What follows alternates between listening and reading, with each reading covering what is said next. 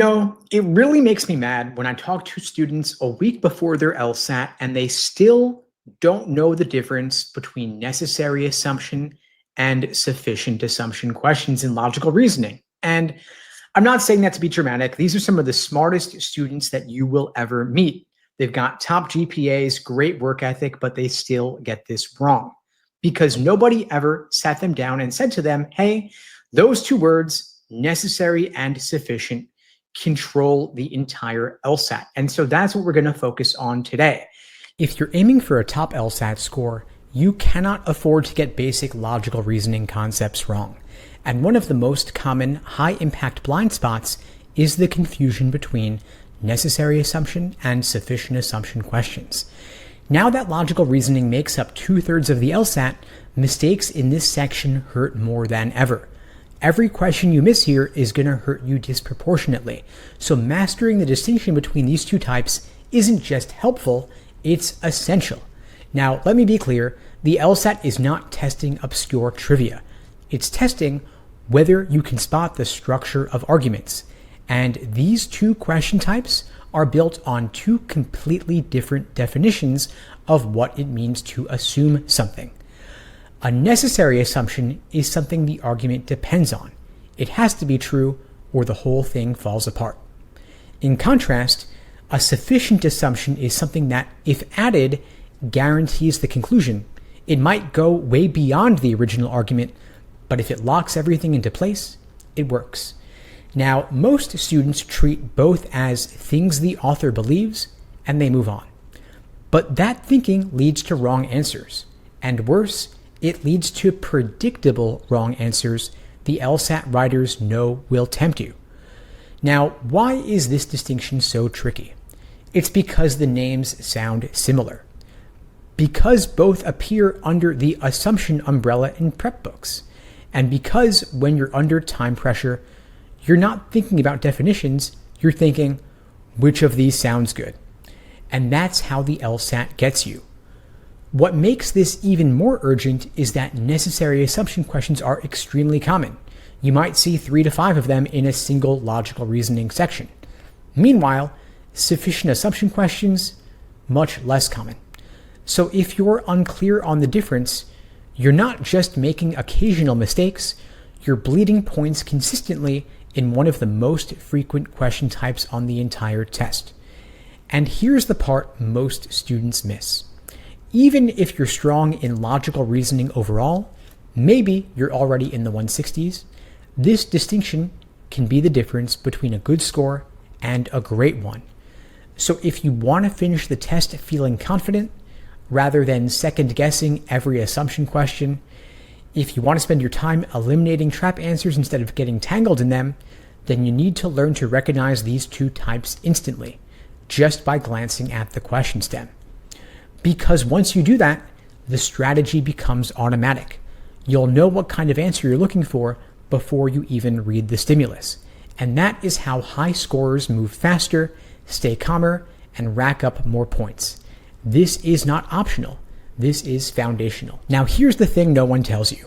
Most LSAT students, even the ones scoring in the 160s, routinely mess this up. They think that necessary assumption and sufficient assumption are different flavors of the same thing, like chocolate versus vanilla.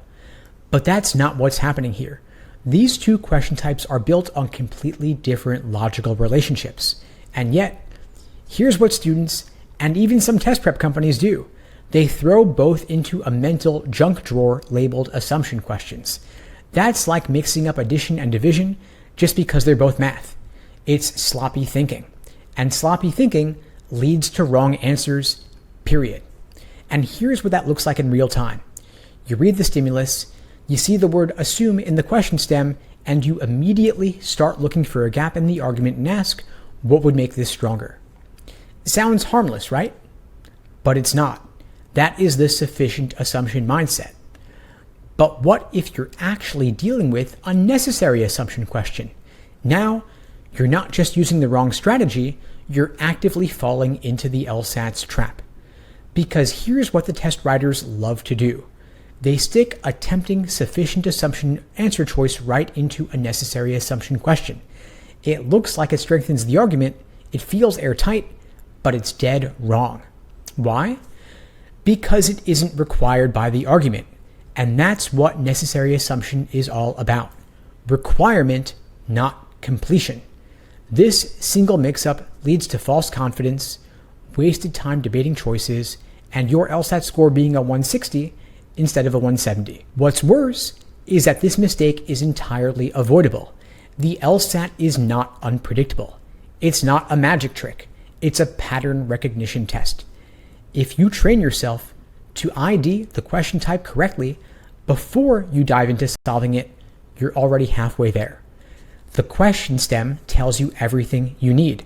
If you see the words requires, depends on, or assumes, you're dealing with necessary assumption. On the other hand, if you see allows the conclusion to be properly drawn or enables the conclusion to follow logically, you're dealing with sufficient assumption. You don't need to guess. You don't need to feel it out here. You just need to read the question stem carefully and literally. If you mislabel the type, even if you have perfect logic skills, you're still going to fall into the trap. That's what makes this mistake so dangerous. It's not about intelligence. It's about applying the wrong rulebook to the right game. If you fix this, everything in logical reasoning gets easier. Now let's cut through the jargon and get to what these terms actually mean. Because once you understand the difference between necessary and sufficient assumptions in plain English, everything else starts to click. First, necessary assumption. Think of it as the bare minimum support beam in an argument. It's not flashy, it doesn't have to prove the conclusion, but if you take it away, the whole thing collapses. Here's the test. If this assumption turned out to be false, would the argument fall apart? If the answer is yes, congratulations, that assumption is necessary. Necessary assumptions are not about making the argument stronger. They're about keeping it standing. You don't always notice them because they tend to be subtle, quiet, and unspoken, but they're always there in the background holding everything up. Now, let's talk about sufficient assumption. This is the magic key that unlocks the conclusion. It doesn't have to be realistic. It doesn't have to be likely. It just has to make the argument work completely and without doubt. Here's the test. If this assumption were 100% true, would the conclusion definitely follow? If the answer is yes, you've got a sufficient assumption. Sufficient assumptions are bold. They might introduce new ideas. They might go beyond what the argument originally said. And that's okay, because their job is to guarantee the conclusion. One is required, the other is powerful. Let's use a real-world example. Let's suppose you had an argument saying, I'm going to get wet because I forgot my umbrella. One is required, the other is powerful. Necessary must be true for the argument to work. Sufficient makes the argument airtight if it's true. They serve different roles. And if you mix them up, even just a little, you'll chase the wrong answer again and again. But if you get this part right, if you truly understand the core definitions, then everything else becomes easier. You'll stop second-guessing yourself. You'll know exactly what to look for. And you'll start choosing answers with confidence, not hope. Now here's the shortcut high scorers use. They don't try to feel out what kind of assumption question it is. They don't guess. They read the question stem carefully and literally. Because the LSAT doesn't hide what it's asking. It tells you right there in the stem if it wants a necessary assumption or a sufficient assumption. Now here's why this matters. If you misread the stem, even by just a word, you'll start solving with the wrong approach. That's like trying to open a combination lock with a car key. It doesn't matter how well you turn it, it's not going to work. And the LSAT knows this. That's why they put tempting wrong answers from the opposite question type right in your path. You pick the answer that makes the argument stronger, and boom, you fall for the trap.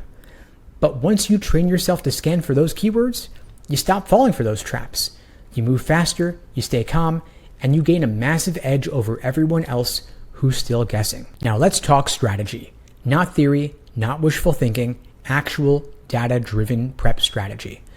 Because when you look at the LSAT from a bird's eye view, something becomes crystal clear. Not all question types are created equal. Some show up constantly, and some barely make an appearance. And when it comes to assumption questions, here's what the numbers tell us. Necessary assumption questions appear way more often than sufficient assumption questions. You might see 3 to 5 necessary assumption questions in a single logical reasoning section. Sufficient assumption, maybe 1 or 2. So what does this mean for you? If you're confused about the difference between the two, and if you're still mixing them up, then you should put the bulk of your practice time into mastering necessary assumption. That's where the points are. So let's say you had an hour to drill assumption questions. Do you spend 30 minutes on necessary and 30 on sufficient because you want balance? Or do you spend 45 minutes on necessary and 15 on sufficient? If you're optimizing for return on time, the second option is the no-brainer because it better matches the actual weight of these questions on the exam. And here's something else students don't think enough about. Because sufficient assumption questions are so rare, they don't appear often enough to justify memorizing a dozen different diagramming strategies until you have mastered necessary. It's just not worth the mental overhead unless you're already scoring in the high 170s and trying to grab every possible point. But necessary assumption, that's worth mastering because it's not just its own category. It also shows up embedded in other question types like flaw, strengthen, and weaken. So when you master necessary assumption, you're not just gaining points in that one category. You're upgrading your logical toolkit across the board. Think of it like this. Sufficient assumption is a sniper rifle, rare, precise, useful in very specific moments. But necessary assumption is a Swiss Army knife. It shows up everywhere and you're going to need it all the time. So structure your study plan accordingly. Don't chase the shiny objects. Double down on what actually moves your score. Now let's say you've ID'd the question type correctly, but now you're staring at 5 dense answer choices. Some sound smart, some sound extreme, some feel right, but you're not totally sure. Here's how high scorers cut through the noise. They use language as a filter.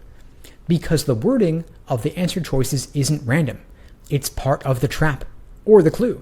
If you know what to look for, the right answer practically waves a flag.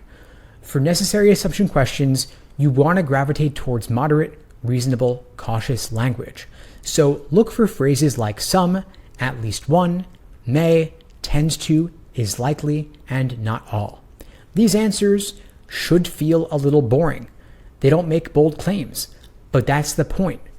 Because necessary assumptions are all about what must be true, not what's exciting. So avoid extremes. Answers that say all, only, must, or never are less likely to be right. Why? Because extreme language makes the assumption less likely to be required. If there's any way the conclusion could still work without that extreme claim, it's not necessary. So ask yourself, if this were false, would the argument fall apart? If the answer is yes, even for a boring little claim, it's probably your answer. Now for sufficient assumption questions, the right answer could be as extreme or bold as it wants, as long as it guarantees the conclusion. It doesn't have to sound realistic. It doesn't have to sound like something the author would say. It just has to make the logic airtight. That means you'll often see answers that introduce new ideas, combine 2 or more existing ideas in a clever way, and make bold leaps that sound like overkill. And that's totally fine. Remember, you're not looking for what the argument needs, you're looking for what makes the conclusion follow 100%. Now, a common trap here is that students will eliminate these bold answers because they sound too strong or like they go too far. But that is exactly what a sufficient assumption often looks like. Don't let the intensity of the choice scare you off. Instead, ask yourself, if this were true, does the conclusion definitely follow? If yes, it's a contender, no matter how dramatic it sounds. Bottom line, for necessary assumption, you want moderate language because it has to fit inside the argument. For sufficient assumption, any language that locks in the conclusion, even if it sounds intense, could be okay. Once you build this language filter into your thought process, you'll spot wrong answers faster, trust your instincts more, and stop wasting time debating between 2 similar sounding choices. This is one of the most practical ways to cut your time per question without rushing or guessing. Let's get real about diagramming. Some LSAT prep companies make it sound like you've got to diagram everything. They'll say, if there's a conditional statement, draw it out. But here's the truth.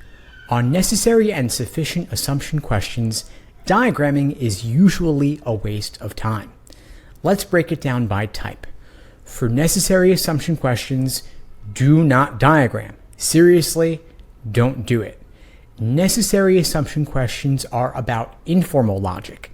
That means everyday reasoning, common sense assumptions, and hidden gaps that make the argument work. They're not loaded with conditionals. They're not built like math equations. So instead, focus on understanding the core claim the author is making, finding the gap between the evidence and the conclusion, and using the negation test to check if a choice is required. Again, almost no necessary assumption question will benefit from drawing out anything.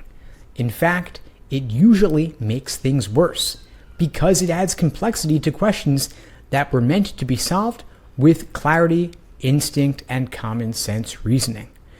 For sufficient assumption questions, diagramming can sometimes help, but only in specific cases. If the stimulus includes multiple conditional statements, big if-then chains, and terms like only if, unless, or whenever, then sure, you could break out the arrows and diagram it. And when you do, you want to look for that missing link that connects the evidence to the conclusion. What you're often doing here is trying to build a bridge between what you're told and what the author concludes. That bridge is usually a missing conditional statement, the sufficient assumption that, if plugged in, makes the conclusion logically follow. But let's be clear, even with sufficient assumption questions, only a handful per test are actually built this way. Most can be solved just by understanding the argument structure and eliminating bad answers.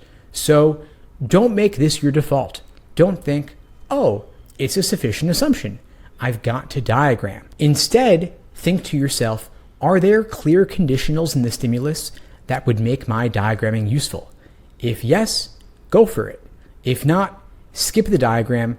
You'll save time, energy, and mental clarity. Now let's talk about one of the LSAT's favorite tricks, the kind of trap that trips up even the most well-prepared test takers. You've probably experienced this. You're working through a question and you find a choice that feels perfect. It connects the dots. It strengthens the argument. It makes everything feel right. You're thinking, this must be it. But here's the twist. That perfect answer is from the wrong question type. It is a sufficient assumption answer choice planted inside a necessary assumption question. And if you fall for it, you're done. You will confidently pick the wrong answer and move on without even realizing it. Because most students don't actually know the difference between necessary and sufficient. They lump both question types into one mental bucket and ask themselves the same generic question. Which answer makes the argument stronger? And that's where they lose, because makes stronger is not the standard for either question type. Remember, for necessary assumptions, it must be true or the argument collapses. A sufficient assumption guarantees the conclusion if added, and so when you treat both types the same, you're vulnerable. You're not solving the right problem, and the test knows it. So let's say you're working on a necessary assumption question. Here's what they do. In answer choice C, they put a tempting sufficient assumption, something big, bold, and powerful. It feels like it connects the argument, but it's not required. The real necessary assumption is hiding in choice D. It's quieter, it's less flashy, but if you take it away, the argument breaks. And so if you haven't trained yourself to recognize the question type and filter answer choices accordingly, you're gonna pick C and feel good about it until you see that red X on your practice test. So to protect yourself against these traps, you wanna lock in the question type before you read the answer choices. If it says requires, depends upon, or assumes, you are in necessary assumption territory. Do not start thinking in terms of what would make this stronger. That is a different game. You also want to be suspicious of bold claims in necessary assumption questions. Strong language isn't always going to be wrong, but it's a big red flag. You want to ask yourself, if this weren't true, could the argument still stand? If yes, eliminate it. It's not necessary. And you want to practice recognizing those tricks of misdirection. Go back to the questions you got wrong and ask yourself, was this choice tempting because it sounded powerful or because it was truly required? That reflection will teach you faster than any textbook could. So bottom line, the LSAT is not just testing your logic. It's testing your discipline, your ability to pause, ID the question type, and apply the correct standard even when another answer looks more appealing. Fall for the trap and you lose points without even realizing it. But if you spot the traps, you start gaining points where others stumble, if assumed. So you see here that the name of the question type tells you what you're looking for. For necessary assumption questions, we are looking for something necessary in order for the argument to work, meaning that these questions are best viewed as being a very specific kind of must-be-true question because they are not really asking you for new information. If you already believe in the argument, if you already committed to the argument, or if you're taking the argument as given, you are then logically committed to agreeing with all underlying necessary assumptions. This is why the so-called negation test or denial test works. It's because the correct choice when negated will destroy the argument, leaving no ambiguity at all. That's how you determine if something is necessary. Now, here's how to use the negation test step by step. Step 1, understand the argument. Start by laying out what's the conclusion and what are the premises. Ask yourself, what is the author trying to prove and what evidence are they using to prove it? Next, evaluate the answer choices. Look at each one and ask yourself, does this need to be true in order for the argument to work? Step 3, negate each answer choice. Ask yourself, well, if this weren't true, what would happen? Flip the truth of the statement. In other words, negate. So if the original statement is, some successful entrepreneurs do not have mentors, the negation would be, no successful entrepreneurs do not have mentors. Or put more simply, no successful entrepreneur lacks mentors. Or in other words, every single entrepreneur has a mentor. Now test the negation. If the negated statement destroys the conclusion, it's got to be the correct answer. Now I'll walk you through some common mistakes I see students making when they negate. The biggest one is over-negating. You are not looking for the polar opposite, you are looking for the logical opposite. So for example, the negation of I love coffee isn't I hate coffee, it would be I do not love coffee. So avoid going too extreme, avoid going too far. This is one of the biggest mistakes I see students making. Another example of this would be the negation of tall isn't short, it's not tall, which would include people of an average height. So remember, again, negation isn't about finding the opposite. The opposite of tall isn't short, it's not tall. And this is why you want to be really careful with your quantifier words, your quantity words like all, some, and none. So remember, the opposite of all isn't none, it's not all when it comes to the LSAT. Again, the logical opposite of all is not all. The logical opposite of some is none, meaning not even one. And the logical opposite of none is some, meaning at least one exists. Very important to keep these in mind. Now, while the negation test is incredibly useful for necessary assumption questions, you don't want to use it for sufficient assumption questions or strengthen or weaken questions. This is a specific tool you want to use in specific cases.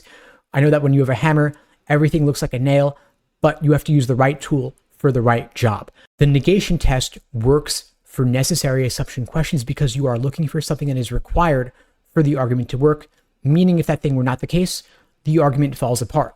However, for sufficient assumption questions or strengthen or weaken, you're opening the door to new information that doesn't necessarily have to be true, but if it were true, might help, or in the case of weaken questions, hurt the argument. So remember, the right tool for the right job. Negation is a great tool for necessary assumption questions in particular. Today, I'm going to share with you how to master LSAT sufficient assumption questions step by step. These are one of the most frustrating types of questions on the LSAT, in part because they involve formal logic, meaning that diagramming may be useful. But the good news is, with the right step-by-step approach, these can become one of the easiest question types to solve and even predict the correct answer. Today, I'll break it down for you. First, for those who don't know me, my name is Steve Schwartz. I've been teaching the LSAT since 2005, and I personally increased my own LSAT score from a 152 to a 175. Now today, I'm going to share with you how to spot sufficient assumption questions, how to break down the argument into manageable pieces, how to predict the missing link, and how to confidently pick the correct answer. First, let's talk about what LSAT sufficient assumption questions are actually asking you to do. They're asking you to find the missing piece that guarantees the argument's conclusion. It's not about making the argument better like a strengthening question is. They're about making it perfect. Your job is to take the premises, combine them with the correct answer into a formula that guarantees the conclusion. It's like connecting two separate puzzle pieces. The correct answer creates an airtight link between the evidence and the conclusion. Now, of course, before you solve a question, you want to make sure it actually is a sufficient assumption question. You want to look for phrases like allows, enables, follows logically if assumed, and properly inferred if assumed. So for example, a question stem might say something like, which one of the following, if assumed, allows the conclusion to be properly drawn? Or it might say, the conclusion follows logically if which one of the following is assumed. So your keywords are synonymous with sufficiency, or you're going to see the word if in the stem. Those are your indicators that you're dealing with a sufficient assumption question. Now, of course, as with so many questions in LSAT logical reasoning, you want to break down the argument into three separate parts. What's the conclusion? What are the premises, meaning the evidence? And what's the gap between the evidence and the conclusion? The conclusion, of course, is the claim the author is trying to prove. The premises are the evidence provided to support that conclusion, and the gap is the missing piece that if you shore it up, if you tighten it, if you close it, you're going to then guarantee the conclusion. So for example, if we had an argument where the evidence said every student in the math club enjoys solving puzzles, then we have a conclusion saying that Lucas enjoys solving puzzles. The gap here is that the argument's assuming that Lucas is actually in the math club. Without this, the conclusion is not guaranteed. So once you spotted the gap, you want to predict the missing link, pre-phrase, think about what it might look like. If you predict the answer before looking at the choices, you're going to save time and reduce your mistakes. Now, as I mentioned earlier, sufficient assumption questions oftentimes, but not always, contain conditional reasoning, aka formal logic. So you might see conditional statements. For example, if we had an argument where the premise says, if someone exercises regularly, they are healthy, and the conclusion is that Sophia is healthy, the missing link here is the argument is assuming Sophia exercises regularly. If we learned that as new information, that in fact Sophia does exercise regularly, that would then activate the conditional statement in the evidence, guaranteeing the conclusion about Sophia. So this is new information. We're viewing the correct answer as new information, as a missing link that when combined with the evidence will guarantee the conclusion, leaving no ambiguity at all. Now let's look at another argument that isn't quite as conditional in nature, but still has that missing link. If we had an argument where the premise said this year the team won 10 games, last year they won 8 games, and the conclusion said the team performed better this year than last year, a missing link that if we provide it will guarantee the conclusion would be something like the number of games won is the only measure of performance. If we learned that as new information, that information, again, the number of games won being the only measure of performance, when combined with the evidence regarding this specific team winning 10 games this year and 8 games last year, that would then guarantee the conclusion that in fact the team performed better this year than last year. Now, once you have predicted the missing link, the new information that, if true, is your sufficient assumption guaranteeing the argument, you want to now go forward and evaluate the answer choices carefully. First, ask yourself, does it bridge the gap? The correct answer has to directly connect the premises to the conclusion. Second, ask yourself, is it too weak? Sufficient assumptions can be strong, they can be extreme, they can be bold and definitive. That's totally fine. The only thing we want to consider here is this information, if true, enough to guarantee the argument? On the flip side, is it introducing irrelevant terms that bring in new ideas unrelated to the argument? And is it reversing or negating the logic of what we're actually looking for? If so, that's going to be out and we can eliminate it. Now, here's an example of an argument that might do just that, reversing or negating the logic. If we had an argument where the evidence says all scientists are curious, and we had a conclusion saying all curious people are innovative, and then we have an answer choice saying if someone is innovative, then they are curious, that reverses the logic. It might be tempting because it's using the keywords that are in the argument, but it's wrong because it gets things backwards. The correct answer might instead be something like all curious people are innovative, because this combines the evidence to the conclusion in an airtight way, leaving no ambiguity at all. So let's pause on that distinction because I think it's the key to unlocking this whole difference here. Necessary is more mild, sufficient is more bold. If a necessary assumption answer sounds too obvious, too easy, we already knew that, that's usually a good sign. In contrast, if a sufficient answer sounds too extreme, that's also usually a good sign. Your emotional reaction, your biases, your predispositions are often the opposite of what's correct. That's why the LSAT is so hard for so many people. It's about training you away from your innate predispositions, your instincts, your biases. You've got to unlearn your typical way of thinking. And the LSAT makers know that you love strong language. That's why they often put strong, sufficient answers before the necessary assumption in the choices. For example, there's this famous rattlesnake folktale question. You can Google it and you'll find it. In that question, one of the earlier answers is a powerful, sufficient assumption, and it's wrong. The right answer is a lot more moderate, appears later in the choices, but that is what is truly necessary. So I want you to, as you're going through these, slow down, don't go for the strongest answer, read the question stem, identify the task to perform, the job to be done, then you will evaluate them accordingly. Now, the four most common mistakes I see: mixing up the tool for the given job. For example, students will oftentimes incorrectly use the negation test on a sufficient assumption question, or use the bridge test on a necessary assumption question. Negation is for necessary, bridge is for sufficient. Another big mistake is ignoring the question stem, jumping straight into the stimulus without labeling the task or the job to be done. Third big mistake, leading with emotions, picking an answer that feels strong instead of testing it out logically. And finally, not reviewing the patterns. If you miss one, if you get one wrong, I want you to write down why you got it wrong.